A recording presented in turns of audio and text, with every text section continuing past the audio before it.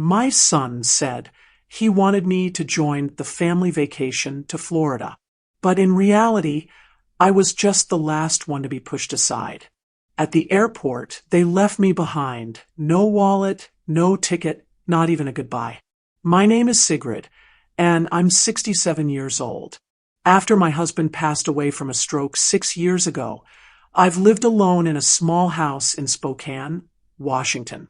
Each day passed quietly.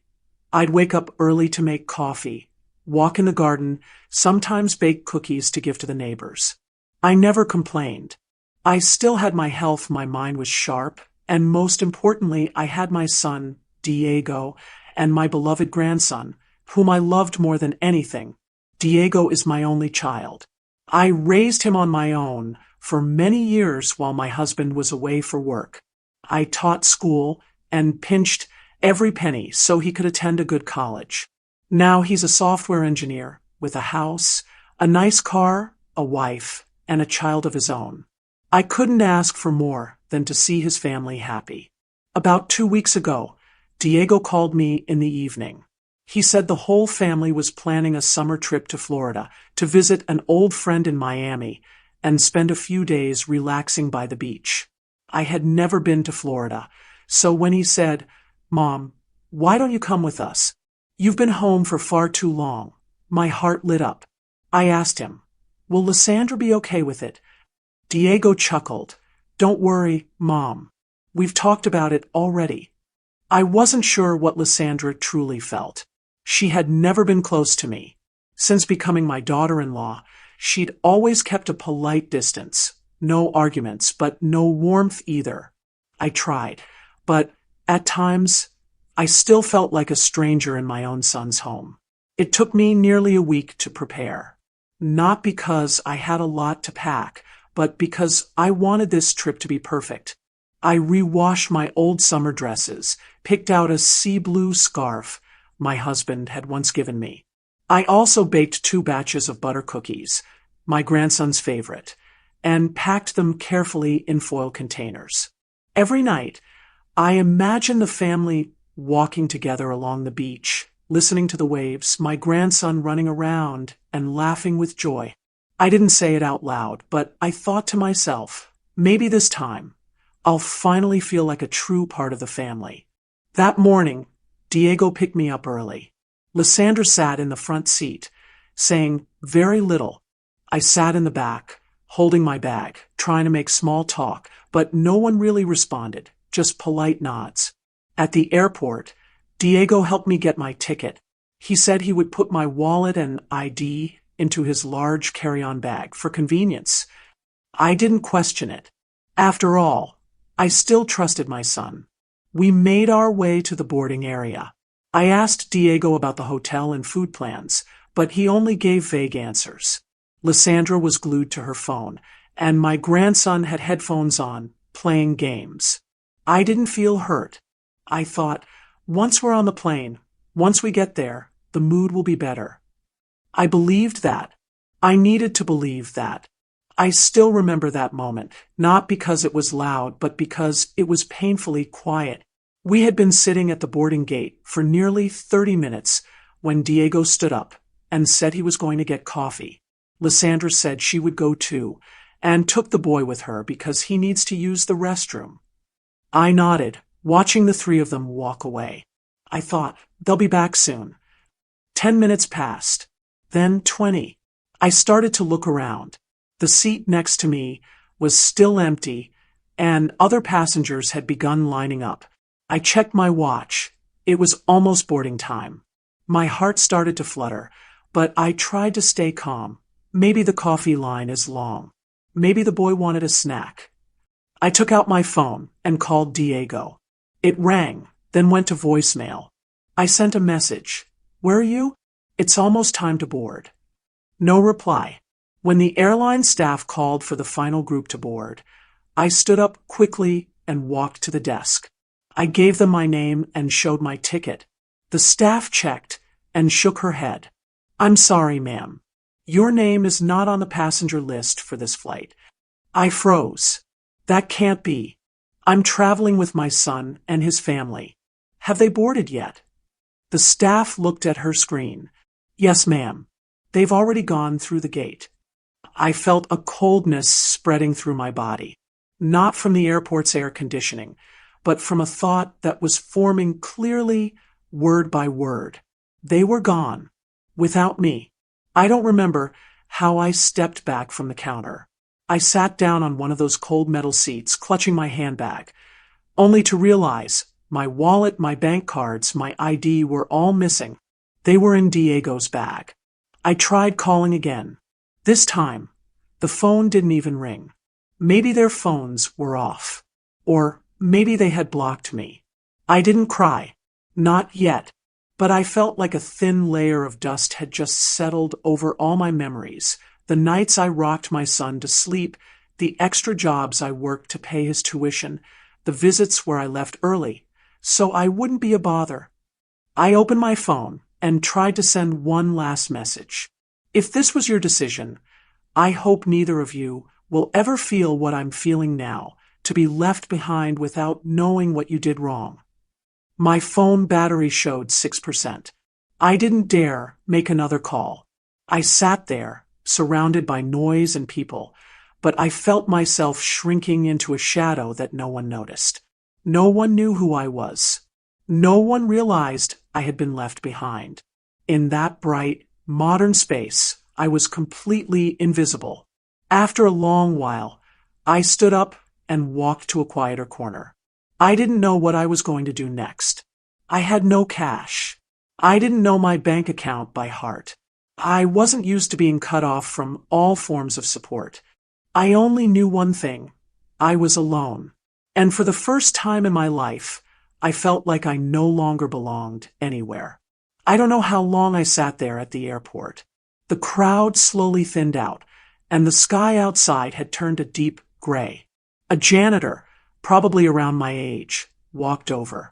She looked at me hesitantly and asked, "Are you okay, ma'am? You look a little lost." I didn't lie. I told the truth, simply and briefly, that my son had left me here without a wallet, without a card, without any way to contact him. The woman didn't ask further. She just said, "Wait here." Then she led me to the airport security office. There, they brought me into a small room with a couch and a kettle. A social worker arrived about 30 minutes later. She calmly asked me a few questions, then let me use the phone for one call. I called Judith, my college roommate, now living in the neighboring city. We hadn't stayed in close contact, but when she heard my trembling voice on the other end, she simply said, "Stay there. I'm coming." 2 hours later, I sat in the passenger seat of Judith's old SUV, watching the streetlights flicker past the window in silence. She didn't push me to explain. We just stayed quiet like that, all the way to her house. I slept deeply that night, as if I hadn't truly rested in years. The next morning, as sunlight streamed through the wooden window frame, I opened my eyes and knew one thing for certain. I would never let myself be in that situation again. I returned to Spokane 3 days later. The house was the same, tidy, quiet, and empty. I didn't call Diego. I didn't text Lysandra. I didn't feel the need to anymore. They had made their choice. Now, it was my turn to make mine. I reopened my financial notebook. Years ago, after my husband died, I had sold an old house in Montana, the one we had bought as an investment property. The sale brought in about $120,000.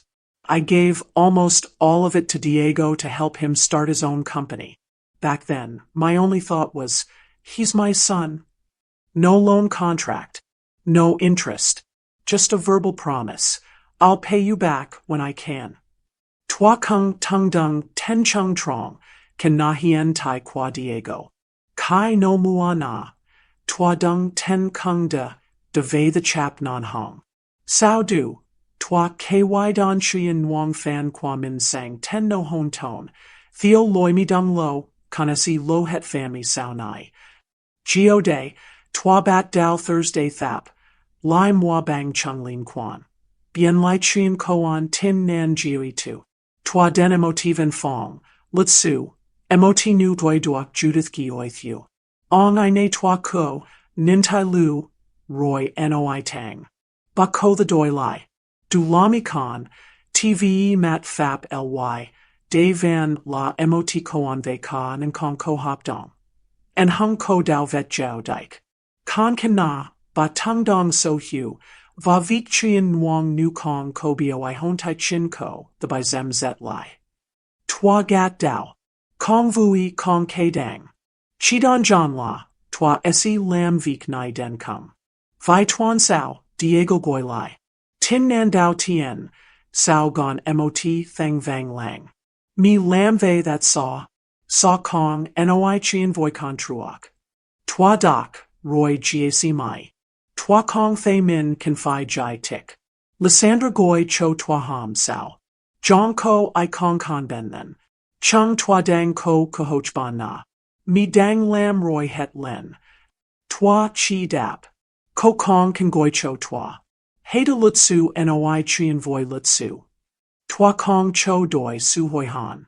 Kung kong hai vong ho xian loi. Twa chi muon, lei lai en hung gi min tung treo di mot catch quad dong. Kong fi de chu. Ma de nak ban then rang, min van kan jia, try. Min van ko tieng noi. Va min kong vio hin. Koang hai thang sao kai twa bat dao qua trin fap ly. Lutsu qua Diego gue de gi hoa jai. Kong ko loi xian loi now trong Thursday. Chi la and hung kan. So va ka chu mang tin thuang luong. Hodong y hon tra $50.000 trong vong mot nam. Dong doi ky lai jiri to chien nuong cho twa 25% gwin. So hu can nam a twa tung dung 10. I didn't hesitate. I signed. Not because I needed them, but because I needed closure. I didn't want to go to court. I didn't want confrontation. What I wanted was clarity, a clear line between what was mine and what no longer belonged to me. After finalizing the paperwork, I sold my share of that house to a local investor. With the money from that sale and the repayment, I gathered enough to buy a small apartment in Bellingham, a quiet coastal town in the northwest of Washington. On the day I moved out, I didn't tell anyone. I just left a note in the drawer of the old house where I used to live with my husband. Don't let kindness become a default. And don't let family ties be used as an excuse for eternal silence. The new apartment isn't big, but it's bright and pleasant. The window faces the sea. I planted a few small flower pots and added an old wooden table to use for writing. Every morning, I make coffee, play soft music, and read. Occasionally, I write handwritten letters to old friends, including a cookie I've been baking for years. Diego never called back. I didn't reach out either. I don't hold a grudge, but I've learned that some distances don't need to be bridged, just left alone, so we can live the rest of our lives fully.